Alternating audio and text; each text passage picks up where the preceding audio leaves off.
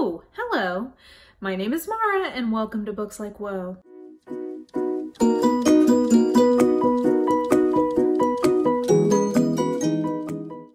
Okay guys, it has been about 2 years since I have been on these here booktubes, and I feel like the time has come to do a classic booktube video, which is rewatching early videos of yourself, and in particular rewatching early or first hauls. I, at some point, feel like I should do something like the Closet Unhaul that Lala did a few years ago, just in terms of like keeping myself accountable. I don't know how I feel about actually doing that, so I'm gonna like dip my toes in the water with rewatching my first book haul that I ever did, and also it says my first book haul and first book outlet experience. So I will be curious to see how this goes. I have not a Scooby-Doo clue as to what is in this video. It's about 16 minutes long, so let's just see what happens. You and I will be discovering things together. I want to see like how many of these books I still own, how many I've read, how many were just like total non-starters. I don't know. Like let's just see how this goes. Oh, well, first I've got a Grammarly ad. Okay. Well, I feel like that's at least on brand for the channel. One time I had a Scientology ad playing in front of my video and I was like, girl, no ma'am. Oh, hello. My name is Mara and welcome to Books Like Whoa. What a flash from the past. My first montage. I love that dress. I'm sad that it doesn't fit anymore.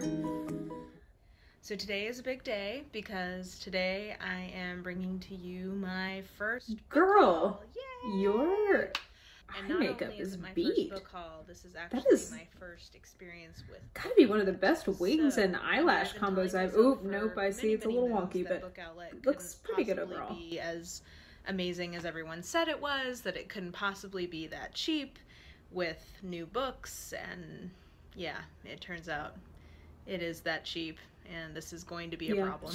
You're right, it is. I should mention that I had a poor customer experience moment with Book Outlet, so I no longer use it, but I am actually kind of glad that that happened because Book Outlet led me to the dark side in terms of spending money, so. A lot of books to get into. I'm thinking, yeah, it looks like about 20. So, shh, don't tell. Hey, of those 21, I think, books, I think I got 16 of them. My guilt over spending money on books, evident from the start. Yeah. So before I get to my Book Outlet books, first I'm going to talk about a box set of hardbacks from Penguin Classics that I went ahead and bought. This is the only group of them that I did not get. Okay.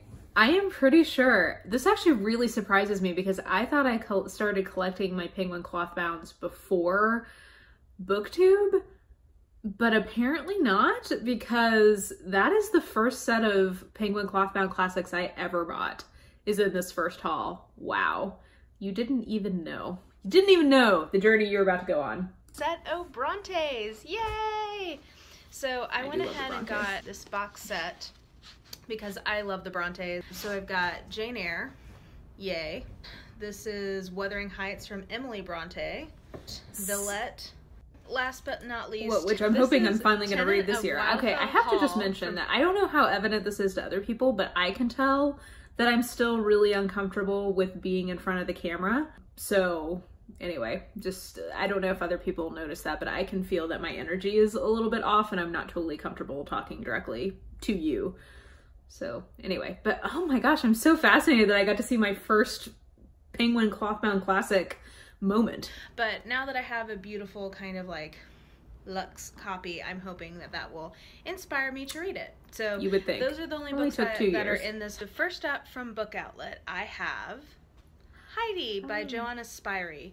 I thought that I had a copy of this already, but the last time I was at my parents' house, I realized that they don't have the copy I thought that I'd left there. You know, this is essentially the book that got me into reading, I now have all of it means a lot to me, and I'm certainly happy to have such a lovely edition of it in my collection.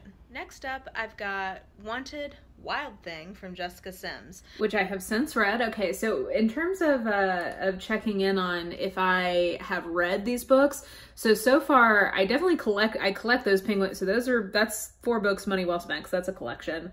Heidi, I still own that one because it's my copy of that book, which was like the book that got me into reading. And then I have since read and decluttered Wanted Wild Thing, and I have it as an ebook now because I had points or got it on sale or something, so I converted that one. So actually we're doing pretty good in terms of like either collection or actually reading what I got, so good job. In a paranormal romance series that I really enjoy called the Midnight Liaison series. It's about a paranormal dating agency and all the kind of shenanigans that go on. I do really like that series still. It almost makes me grateful for the relative calm of OkCupid. So fact. Next up, I got a much nicer hardback copy. I think this is maybe the 25th anniversary edition of The Westing Game by Ellen Raskin.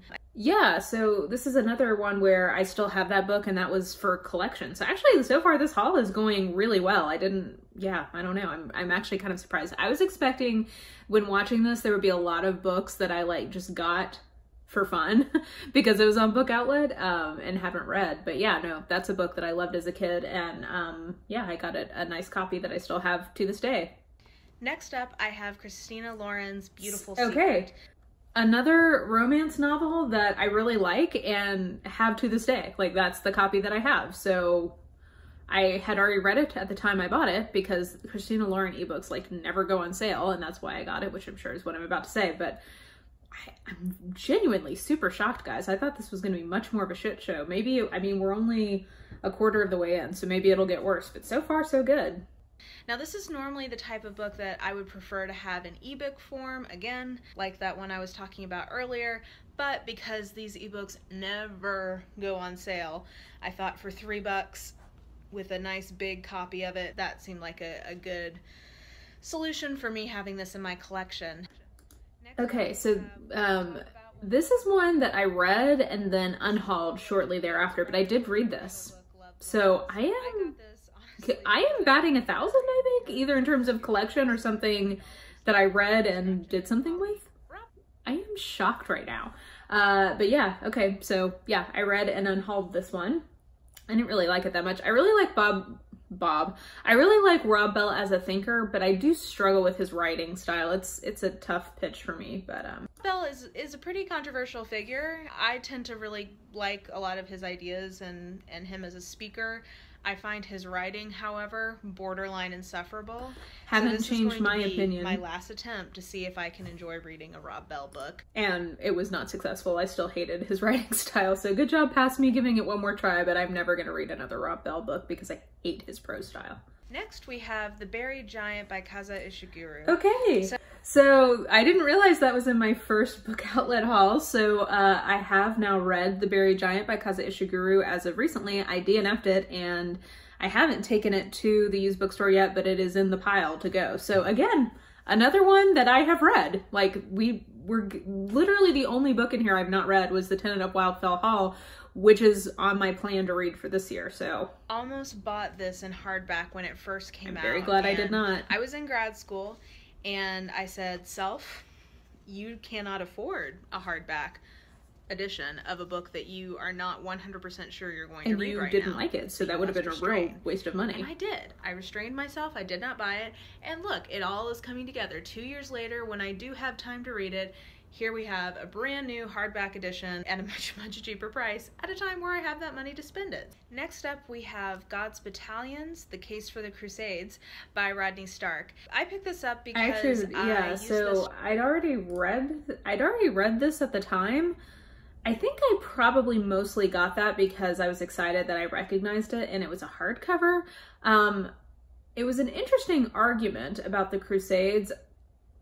Yeah, I'm not really totally sure why I decided to buy that one, but I was probably just mostly excited about Book Outlet. So next, so we come to the first book that I have not yet read and would really, in theory, like to read. I'm glad that I have it as a hardback, but yeah, so I think this and the Tenant of Wildfell haul, so far we're more than halfway through this and they're the only 2 books that I haven't read yet, but I still have it and still want to read this. Which is Essays from Marilynne Robinson. Okay, so Marilynne Robinson is just a beautiful writer. Her most famous novel is Gilead. I do love Gilead. And it is just a masterpiece. It is a weeper. If you are not in the mood to cry, do not read that novel. But everything she writes has such just beauty in her prose and clarity of writing too. Next I have the last 3 entries into the Johannes Cabal series from Jonathan L. Howard. So interesting. Okay, so I didn't realize I'd gotten all 3 of those in one haul. I absolutely love Johannes Cabal, the detective. That's like one of my all-time favorite books. And I've never continued on in that series. I've read the first 2, but I haven't read the last 3, which I got there. So I've had those on my shelf for more than 2 years. You know, I should probably make it a priority to read at least one more of those this year if I get a chance. But anyway, I really do love the beginning of that series, so I have every reason to think that I would like the end of it, and I'm glad that I had them in hardback. So I mean, you know, I have them there ready in the correct format matching when I'm ready to read them. I just love these books. They're steampunky and funny, and I'm not going to lie to you that the covers They are beautiful covers. I love the aesthetics of those. The reason I got these is because they're the hardback version. So this was me getting 2 of the books that I already had in paperback and now having the hardback edition. I forgot that I'd had a couple of those in paperback. The most recent one is The Fall of the House of Cabal. But now that I have all 3 of them in hardback, I think maybe the time has come for me to finish I agree. I think the time has come for you to finish the series. So you should definitely do that. These. Jonathan L. Howard, the one that I would recommend starting with is Johannes Cabal, Detective, because I just think it's a ton of fun. I just have to say, I say that, because it's a ton of fun, but I'm so low energy in this. Again, I don't know how much it's evident to you guys, but like, I just like, I can tell that I'm not comfortable with the camera yet. Like I can just really feel that, like looking back. So anyway, that's just a side note. I'm also mesmerized by the fact that I used to be so much better at doing a wing online. I think some of it is that my face used to be fuller, so it was a little easier to do.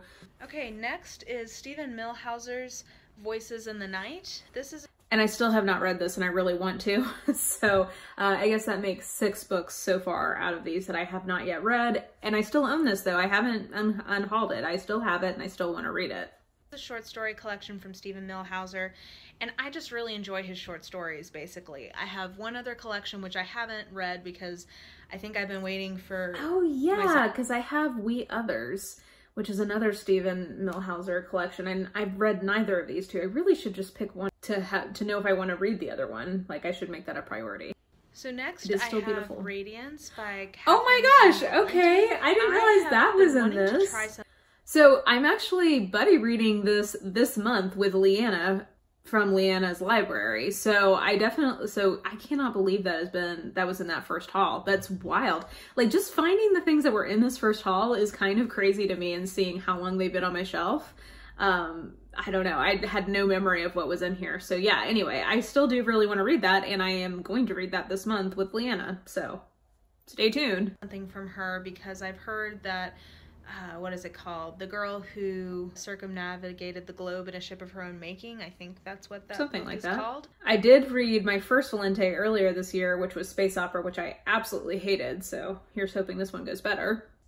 Okay, next is How to Write a Sentence and How to Read One by Stanley Fish. So I've already read that one. That's like a collection type one. About the art of a sentence. And I always thought that if I was teaching a writing class or teaching English and wanted to kind of give an assigned read, rather than the Strunk and White text, this is probably what I would assign. I think that he's less kind of prescriptive than Strunk and White are. That's true. In the sense that it's more theoretical, and I think less like getting into the grammar pieces of things. Yeah, it's more like a style, true style guide, rather than like a great book getting into specific I find it inspiring rules. And I think you probably would too. So How to Write a Sentence and How to Read One, Stanley Fish. So next I have Strange Gods. Oh, okay. I've not read this yet, but I would like to. I still own it because I would still like to read it. And from what I can tell, this is essentially looking at some of the most famous religious conversions in history and applying non-faith-based